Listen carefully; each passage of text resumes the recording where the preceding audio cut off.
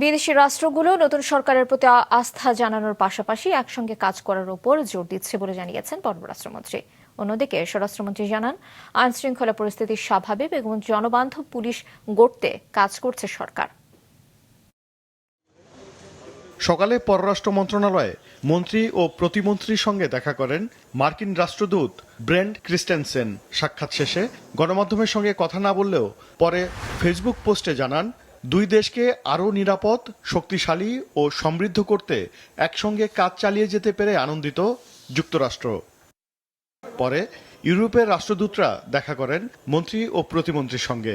নতুন সরকারের সঙ্গে সম্পর্কের নতুন অধ্যায়ের সূচনা হবে উল্লেখ করে অন্তর্বর্তী সরকারের সংস্কার কার্যক্রম বাস্তবায়নে পদক্ষেপ নেওয়ার আহ্বান জানান ইউরোপীয় ইউনিয়নের রাষ্ট্রদূত।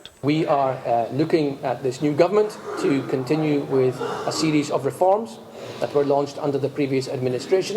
We look forward to the putting in place of judicial reforms, of the commercial courts, of work to introduce regularity into migration management. These are all particularly important issues for us. We are looking to exploit the full potential of EU-Bangladesh relations. বিদেশি রাষ্ট্রগুলো নতুন সরকারের প্রতি আস্থা জানানোর পাশাপাশি একসঙ্গে কাজ করার উপর জোর দিচ্ছে বলে জানান পররাষ্ট্রমন্ত্রী। আমাদের যে সমস্ত বন্ধু রাষ্ট্র আছেন তাদের সবার সঙ্গে আমরা অত্যন্ত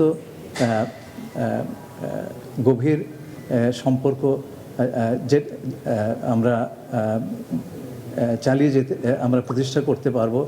আমরা বলেছি আমাদের যে সমস্ত ইস্যু আছে সেই ইস্যুগুলো আমরা সম্মানজনকভাবে পারস্পরিক মর্যাদাবোধের ভিত্তিতে আমরা রিজলভ করব। এদিকে সকালে সচিবালয়ে মন্ত্রণালয়ের আওতাধীন বিভিন্ন দপ্তর ও সংস্থার প্রধানদের সঙ্গে মতবিনিময় করেন স্বরাষ্ট্রমন্ত্রী সালাউদ্দিন আহমদ। পরে সংবাদ সম্মেলনে জানান, আইনশৃঙ্খলা পরিস্থিতি স্বাভাবিক ও জনবান্ধব পুলিশ গড়তে কাজ করছে সরকার।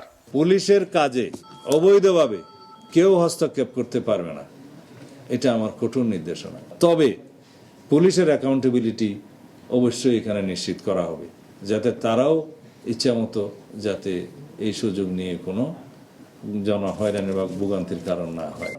এক প্রশ্নের জবাবে মন্ত্রী জানান, নির্বাচনের ইশতেহার অনুযায়ী বিডিআর বিদ্রোহের ঘটনার পুনঃতদন্ত বা আলাদা কমিশন করে ন্যায় বিচার নিশ্চিত করা হবে।